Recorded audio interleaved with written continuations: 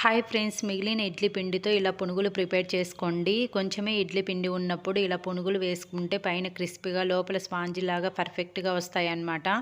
Normal మైదా పిండి కన్నా ఈ పునుగుల టేస్ట్ చాలా బాగుంటాయి. సో దీనికోసం ఒక కప్పు ఇడ్లీ పిండి తీసుకోవాలి, హాఫ్ కప్పు మైదా పిండి, హాఫ్ కప్పు పెరుగు అండ్ చిన్నగా కట్ చేసుకున్న ఆనియన్స్, పచ్చిమిర్చి, జీలకర్ర, మీ టేస్ట్ తగినట్టు సాల్ట్ వేసుకొని వాటర్ యాడ్ చేయకుండా మొత్తం అంతా బాగా ఈ కన్సిస్టెన్సీ వచ్చేలాగా కలుపుకొని ఒక 1 అవర్ నాననివ్వాలి. తర్వాత 1 అవర్ తర్వాత ఒకసారి అంతా బాగా కలుపుకొని డీప్ ఫ్రైకి సరిపడా ఆయిల్ పెట్టుకొని ఆయిల్ బాగా వేడైన తర్వాత మీడియం ఫ్లేమ్లోకి టర్న్ చేసుకొని 1 బై 1 పునుగులు వేసుకొని ఫ్రై చేసుకోవడమే. గోల్డెన్ కలర్ వచ్చేంత వరకు ఫ్రై చేసుకోవాలి. ఈ పునుగులు అనేది మీకు నచ్చిన చట్నీతో సర్వ్ చేసుకోండి, చాలా బాగుంటాయి.